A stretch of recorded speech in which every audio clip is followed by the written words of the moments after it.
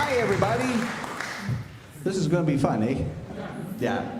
So welcome to the second week of the 2025 Tuba Bach Festival and our 20th year of Tuba Bach Festival. And great to have you here, whether you're here in the audience at Emmanuel or if you're watching us on YouTube or on Facebook or listening on the radio. Any of those, we're super glad to have you here, and you are in for a treat. Want to thank a few folks before we get going with the program. And if you are here, you have a copy of the program and you can look through here. But in particular, I want to thank Emmanuel Lutheran Church for this wonderful space where we get to play all of our concerts. So thank you, Emmanuel. If you like being here, well, first off, if you like being here, come back for the next 4 weeks because we got shows. And if you really, really like to be here beyond the shows, come at 9:30 on Sunday mornings and enjoy the worship here as well. Next weekend is a big celebration here at the church. Is it 150 years? 80 years? 180? 2,000? All of those things, 80 years. Yeah, but a big celebration here at the church next weekend. So, many thanks to Emmanuel. Our platinum sponsors, want to make sure we recognize them. Ferris State University has taken very good care of us since the very beginning in 2006. The Marlis Myron Memorial Fund helps us with educational outreach and things like that, so we appreciate that very much. Lerner Financial is one of our new platinum sponsors, and we very much appreciate all that they do, not just for Tuba Bach, but for our whole community. They are just fantastic people out at Lerner Financial. Michigan State University, our 5th year of being in partnership with them for other events throughout the year. And the Michigan Arts and Culture Council and the National Endowment for the Arts. And I want to take just an extra minute to talk about them. Technically speaking, we have today and next weekend that are under the fiscal year 2025, and then Michigan's new budget has to be approved to start on October 1st. As of right now, so there's still a week and a half to go, the House has put forth their bill, their budget, and that budget completely eliminates all arts funding for the state of Michigan. And there are similar things in Washington. So you got a week and a half, not really a week and a half because then they vote on it. So really busy for the next couple of days. Call Lansing and let them know how important the arts are to you and to your community. So yeah, so that's that. But everything else is all happy notes today. So What else did I want to say? Take time, I mean, not during the concert because you're listening to the concert, but look through the program. There are all sorts of businesses in here that support the festival, and please take time out to thank those folks for supporting. And in the very center of the program, there are lots of your names. I know, and I recognize, and I see you. So thank each other, give yourself a pat on the back, give each other a pat on the back, and if you would like to be included in there, we can help make that happen. So I'll talk more about a lot of that stuff later, but for right now, you already got to hear one tune, so let me introduce to you, over here on the bass, this is Gonzalo Teppa. And everybody is here from Venezuela, but also by way of other places. So Gonzalo flew in from Colorado. And then with the cuatro, this is Hector Molina. And Hector comes to us this week, at least by way of Miami. So that was good. This is Mr.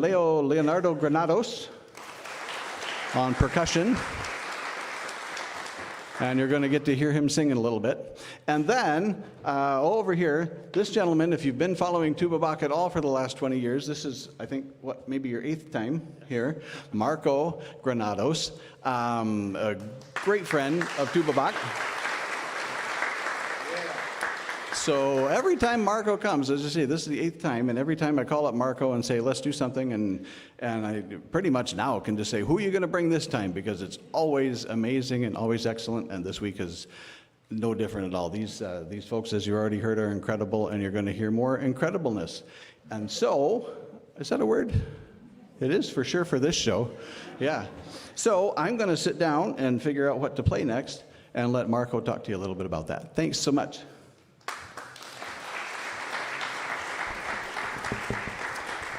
Thank you, Ed, and thank you to Tuba Bach for bringing Venezuelan music to the state of Michigan. We've been here, I've been here a few times, and I've played with some other amazing Venezuelan musicians before. But today is really exciting because I'm playing with my friends here, and we hope you're going to enjoy our musical journey through the different lands of Venezuela. So Venezuela is a very rich cornucopia of styles and influences. And we're going to share with you some of those influences and also the different genres of music that are popular in Venezuela. Right now, we're going to play a couple of waltzes. And we inherited the waltz from Europe, but in Venezuela, we don't call it waltz, we call it valse. Can you all say that? Valse, yes. So we're going to play two Venezuelan valses, one traditional, and then one that's a little bit more recent, written by a friend of mine from Venezuela who lives in Spain. And in the Venezuelan waltz, you get beautiful melodies that perhaps are very reminiscent of the European waltz. But what's happening with the rhythm and the accompaniment is completely different, and that's what adds the spiciness or the special rhythmic drive that happens in the valse. So the first one is San Jose. It's called San Jose. It's a traditional Venezuelan waltz. And then the other one is called Carolina. Now, I thought that it would be amazing for Ed to actually try his hand at the valses. So I made the arrangements for Ed and the band. So we hope you enjoy.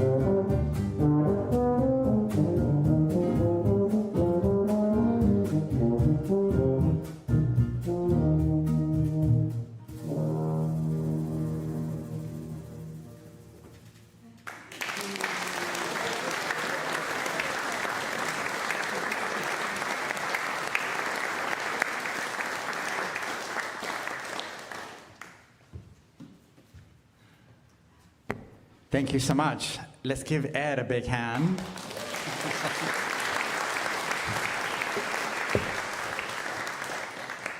Maybe by the end of the concert, we'll make him honorary Venezuelan.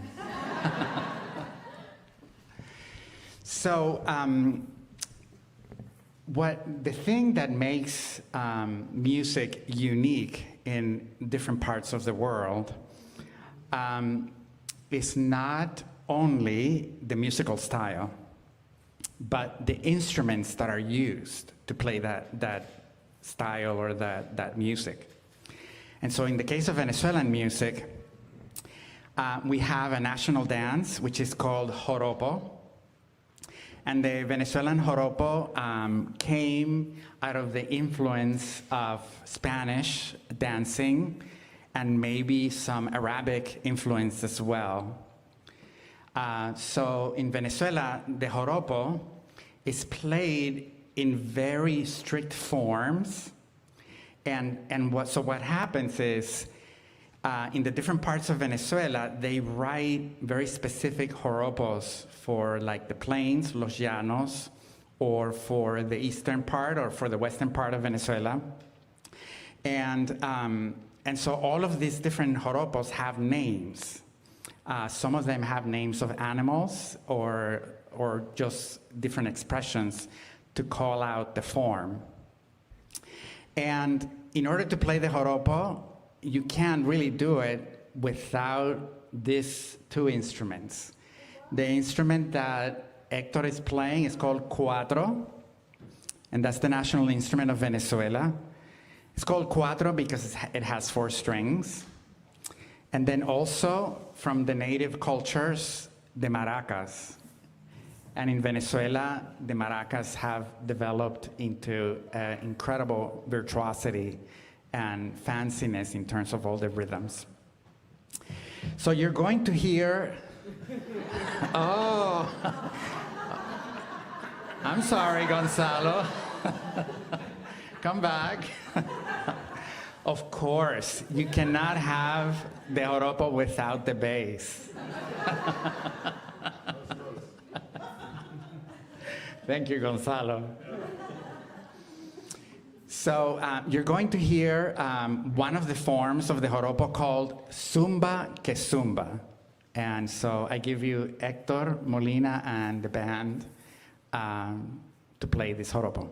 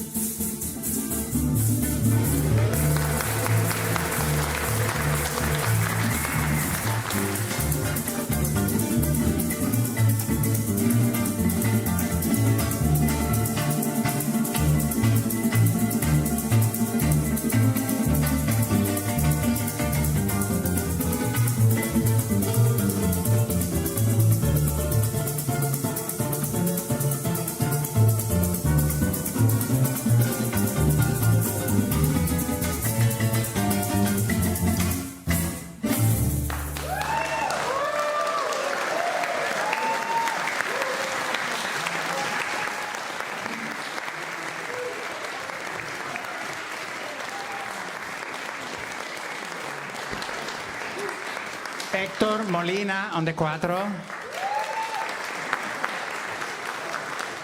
Gonzalo Teppa on the bass. Leonardo Granados on the maracas.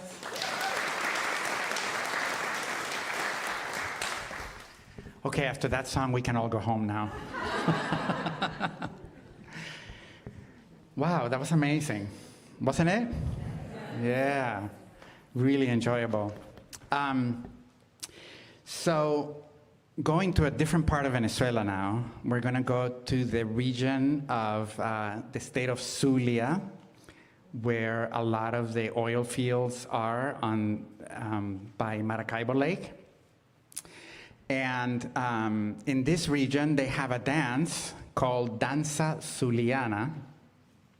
And Gonzalo is going to play this beautiful song, this beautiful Danza Suliana called Maracaibera, which means the girl from Maracaibo.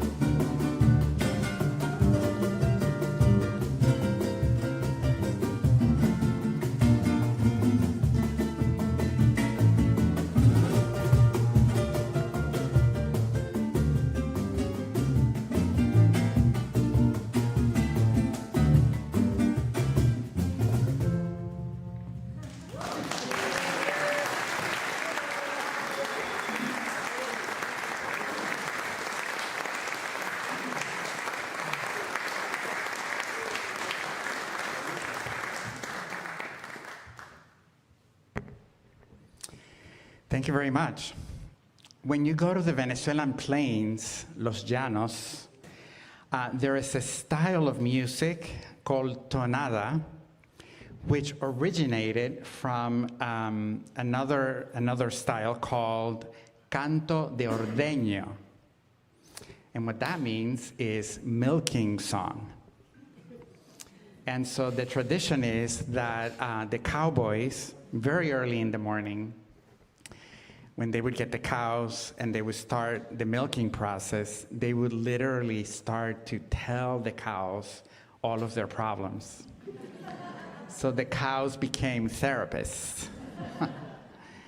Then later, the canto de ordeño was kind of in danger of disappearing, but one composer, Simón Díaz, made it a point to sing and to write beautiful tonadas, and so he rescued this style of music, and now it's very popular again. So I've asked Leo to sing for you a tonada, and he's chosen to do a medley of very well-known tonadas in Venezuela. I hope you enjoy.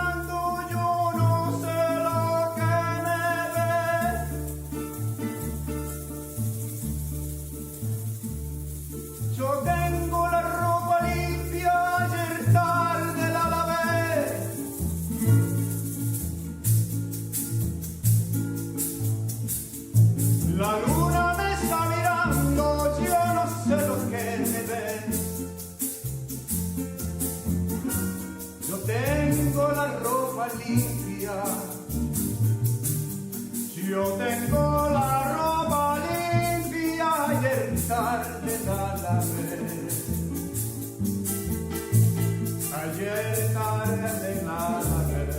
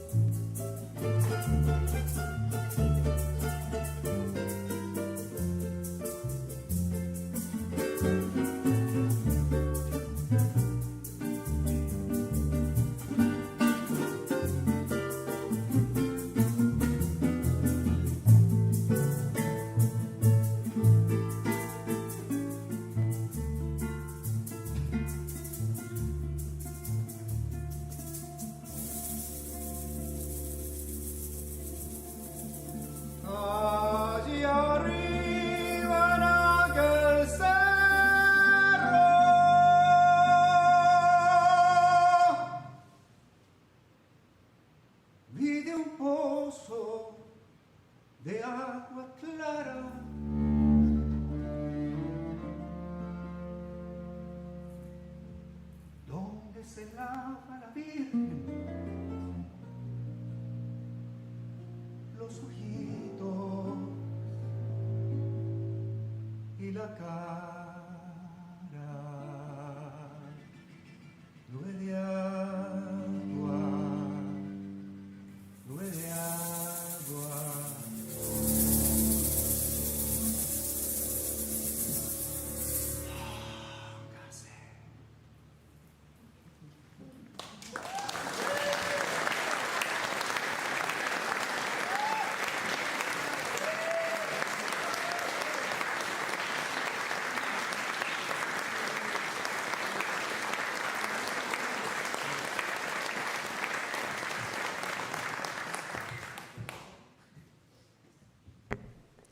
We keep getting songs where I feel like I should just go home. That was amazing. Big hand for Leo.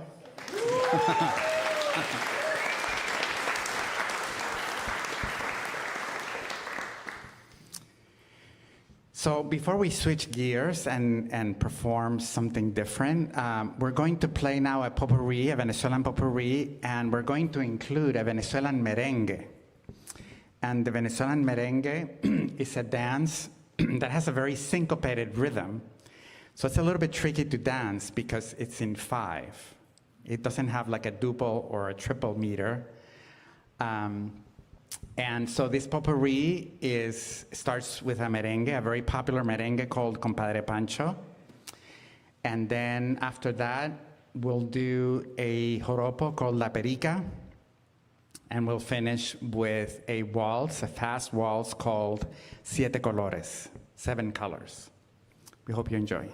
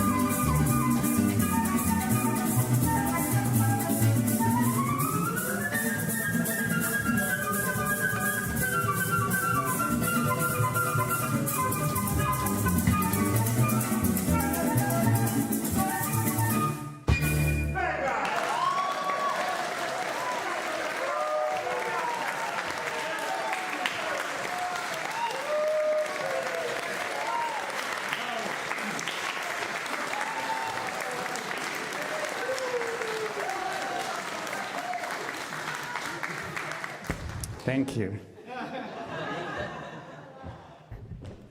Wow, eh? So 20 years ago, when this whole thing started, started with the Bach cello suites, is why it's Tuba Bach and all that. So it was 6 weeks, one of the cello suites at the beginning of each one of the concerts. And then so this 20th year said, let's reimagine the cello suites, and instead of being solo pieces, they're all, well, reimagined somehow. So the way the suites are, there's a prelude and then a bunch of dance movements. And we looked at it, there's so many dance things going on already that we said, oh, we don't need to do all of the Bach thing, but we did work up the prelude. And so this is the prelude to the second cello suite in D minor with a really cool Venezuelan twist to it. So hope you enjoy.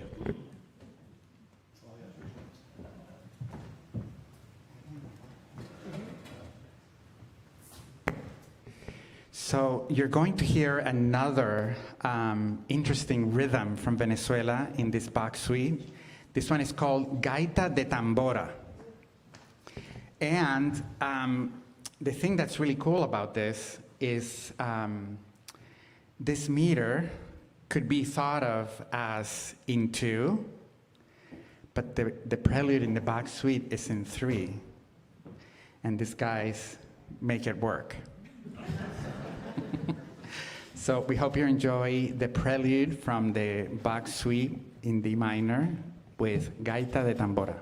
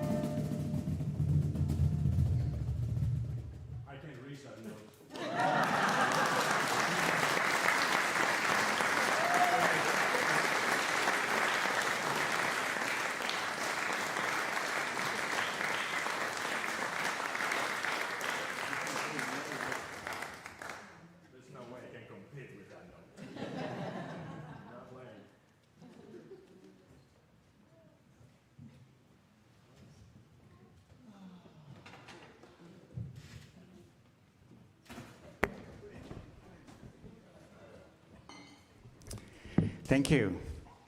So we're going back to play a Venezuelan horopo. This one is a very well-known one called Apure en un Viaje. And we've asked Ed to join us to play this horopo.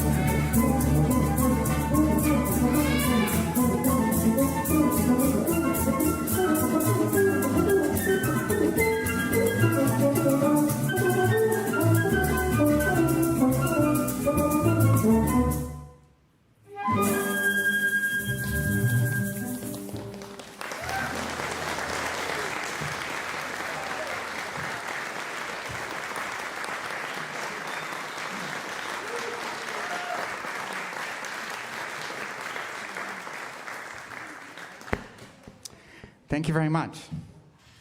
Well, we're going to change pace a little bit, and we're going to hear some original music, both from Hector Molina and also from Gonzalo. And right now, Hector is going to switch instruments to the guitar, and you're going to hear a ballad called Balada Resiliente.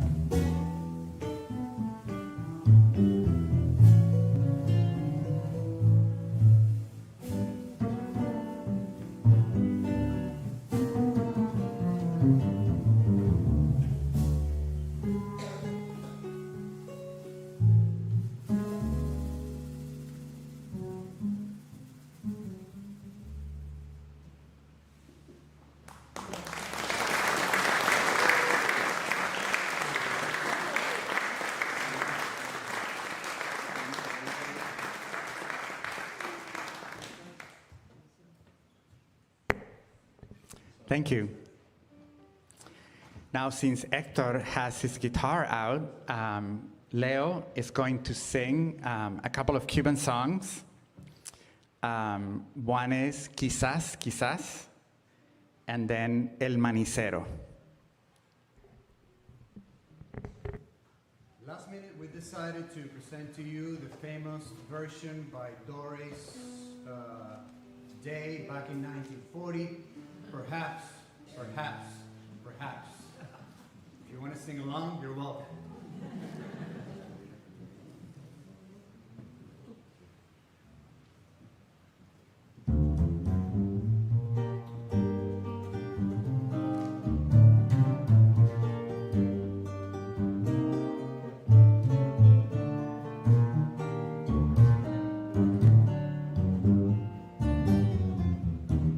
You wanted me to love me, and so how I am ever to know. You always tell me, perhaps, perhaps, perhaps.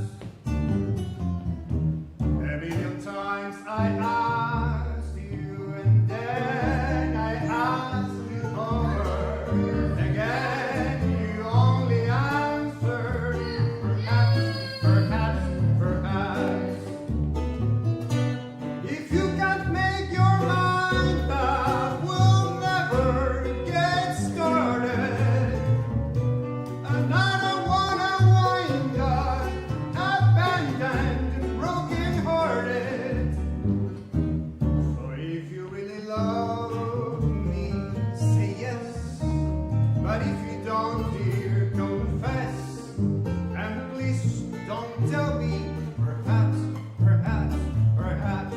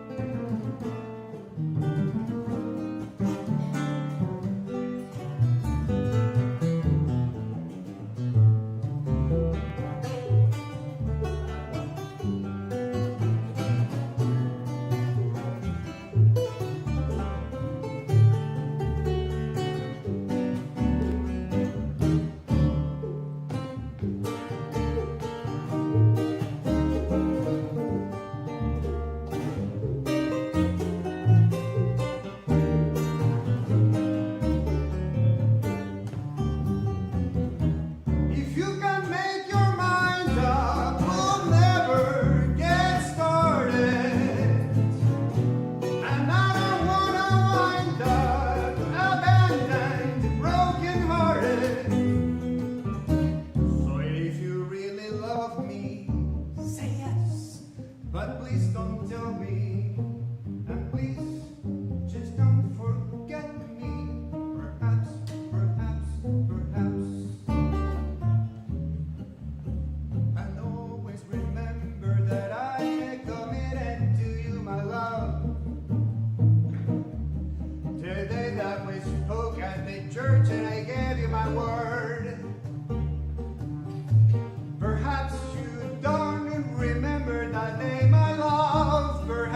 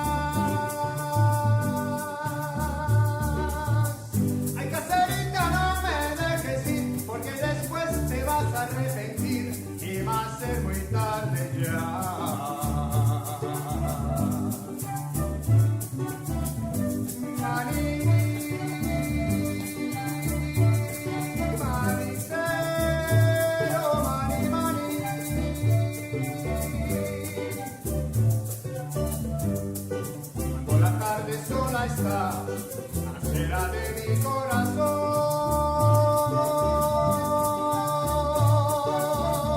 El manicero entona su pregón y si la niña escucha su canción, sales tú por siempre por el balcón.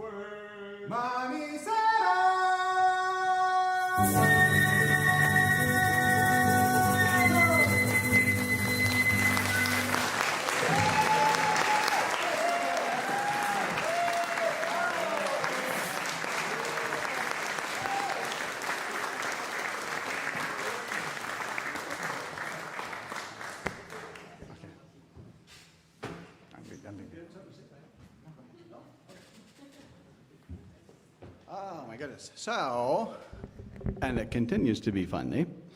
Yeah. So, this year, I had a lot of catching up to do from 20 years of doing this whole thing, but I thought, you know, how all of this is much fun, and all of you are much fun, and there's particular people. I hate to single people out, but on the other hand, there's some people that deserve to be singled out. And so we came up with the Bubba Awards. And about 2/3, 3/4 of the way through your program, there's a page about the Bubba. So our logo, the little tuba guy with the sunglasses and the tennis shoes, his name is Bubba. And that's just because two buzz is ba and ba. So his name is Bubba. And so, you know, there's the Tony Awards, and there's the Oscars, and there's the Grammy Awards, which, by the way, earlier this week, Hector and one of his groups were just nominated for a Grammy just this past week.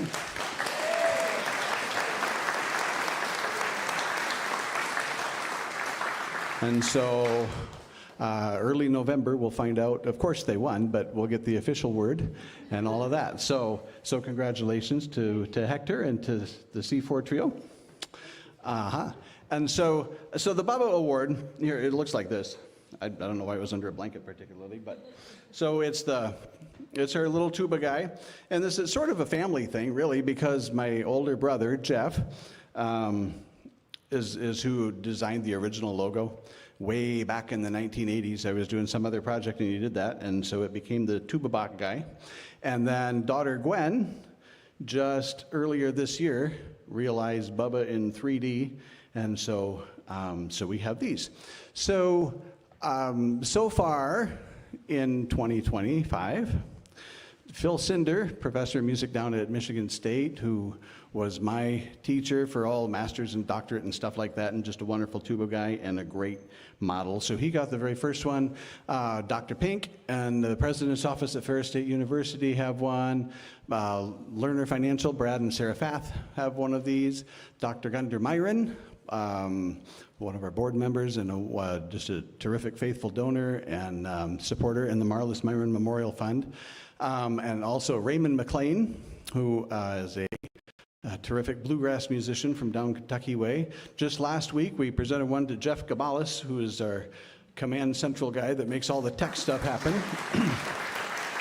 So, so these go to donors, they go to musicians, they go to people that support and do things behind the scenes. There's a couple of folks that do all of that. And quite very literally, this whole thing couldn't have happened without them. But whether it be, I need help moving chairs, I need help financially, I need help building a big shell. Hey, I need somebody on stage that can play the piano. Hey, I need somebody on stage that can play the organ, or that can sing. Or the part that you all definitely enjoy, hey, can we have some refreshments after the concert? So I can't think of anybody more deserving than all of this. So my mom and dad, Gordon and Janet Millett. So, hey, Dad, come up. Mom, where are you? Where's Mom? Come up. Yeah. So,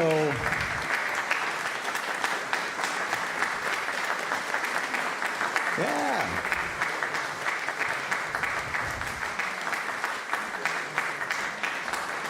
They're coming. Yay. Come on.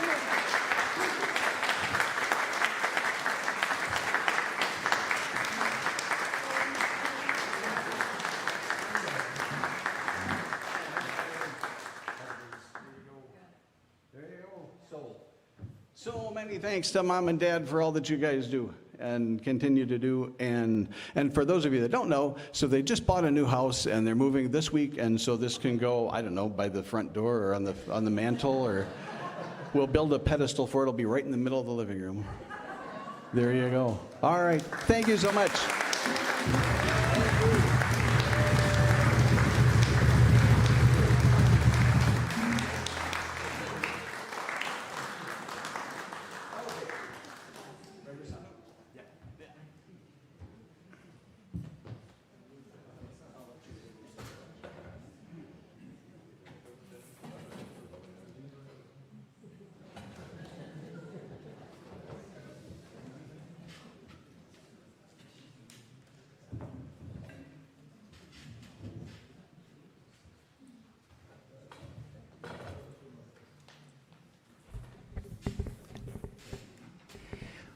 We're now going to perform one of Gonzalo's original pieces. This one is in the style of the merengue, and it's called Regresando, which means coming back. By the way, there are some CDs. Oh, yes, right. Gonzalo actually just released a new CD just this past week, and the CDs, he brought them with him. The CDs will be available after the show. I personally love the CD, and there's one tune in particular that I really love. It's a horopo that he wrote for his dad called Horopo pa mi viejo. Correct? Yes. So even if for that tune, the CD is worth buying. So we hope you enjoy Regresando.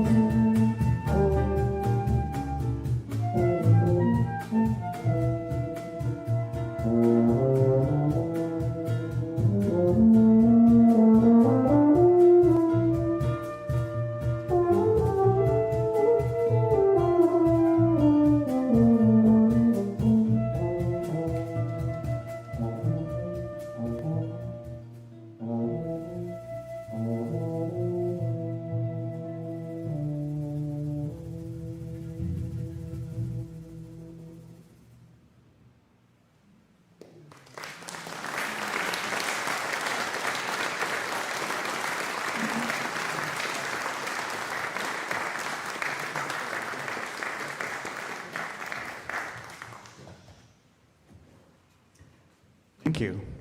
Isn't that a beautiful song? Yes. So we're going to now, before we play our last couple of pieces, we're going to play a traditional Venezuelan merengue. This one is very well known amongst instrumentalists in Venezuela, and it's called El Frutero, which means the fruit vendor.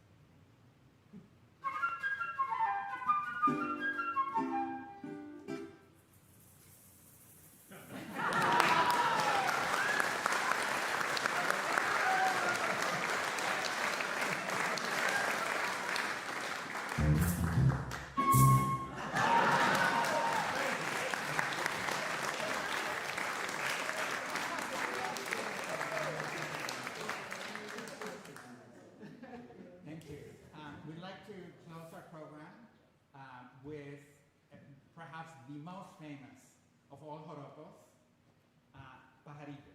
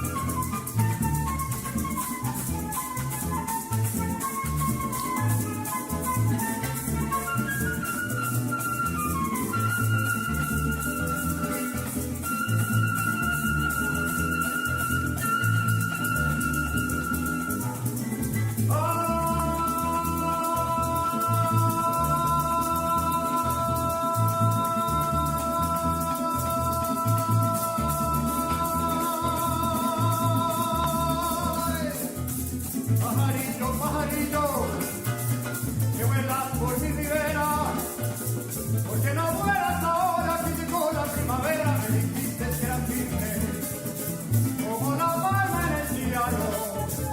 Si la palma fuera firme no la secará en verano, si la maltratar el viento y la pica del gusano, a mí me pueden llamar llano, relámpago y rayo, si cojo buena brisa, bueno más que papagayo, si cojo la linterna y llevarla dentro, sé cuándo las enfermo, sé cuándo canto el gallo, y sé cuándo están dormidas las muchachas de mi barrio. Ah.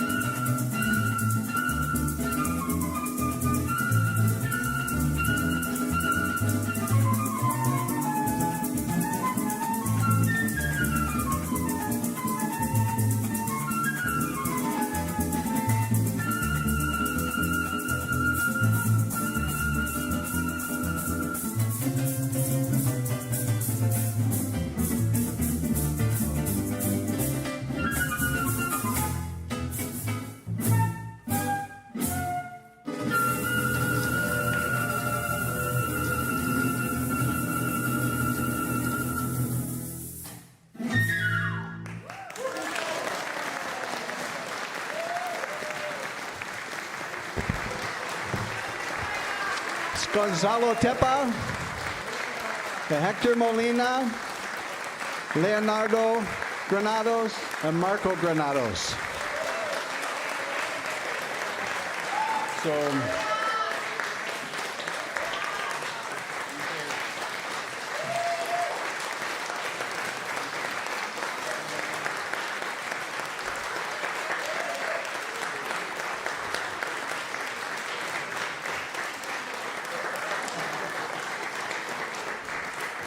okay, so before I let you loose to Mom's Cookies, a couple of things, and just a little hint, we get to play one more thing.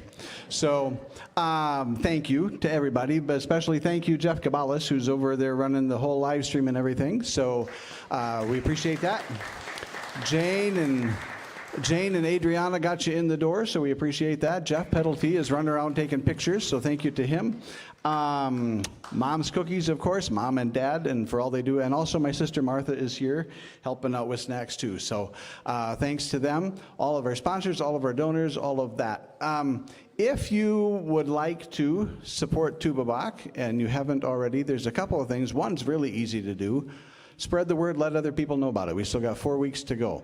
So yeah, next week is everything through a whole jazz lens. Michael Dees is here, Alvin Waddles is back, Galen McKinney, and Professor Rodney Whitaker on bass next week. And then there's a prog rock take on it for the 4th week, and the 5th week is a Celtic concert, and the 6th week we go to the movies and have fun about that. You can read all about that in the program. The other way, if you would like to support Tuba Bach financially, we appreciate it very much. We don't charge you to get into these concerts. We kind of sort of charge you to get out of the concerts. There's a couple of old tubas by the door. They take donations. There's a QR code on one of the stands out there, or also in your program. There's address, there's envelopes with stamps, so we have lots of ways we can do that. And also make sure you stop at the other table on the other side and take some of Gonzalo home with you. So you can't take Gonzalo home with you, but you can take his CDs home with you. So, or I don't know what the price is different, probably. There's the CD price and then there's the actual price, yeah. You negotiate that direct with Gonzalo. Okay. So way back from the first time that Marco came here, he brought a piece of music with him, and every time he comes, I say, "Oh, can we do that again? Can we do that again?" And I'm trying to learn it, and so I have to have him back a few more times, so I hope that's okay. But this is the 2025 version of Marco's Heebie-Jeebies, and thank you so much for coming.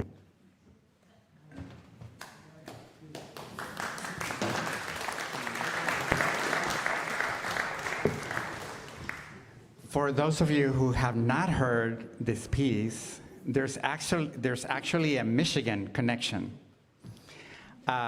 So I was dating a girl from Detroit, a flute player, and she was very hyper. And every once in a while, she would get this hyperactivity attacks, I guess. And she would just say, "I have the heebie-jeebies." And I was like, "What's that?" It's like when I feel like I have to run around the block 3 times to spend the energy. So I was in New York at the time, and this tune came into my head, and I went to my apartment, and I started practicing the tune. And after about 2 hours, I finally understood what the heebie-jeebies meant. So I call this a New York horopo, and we hope you enjoy the heebie-jeebies.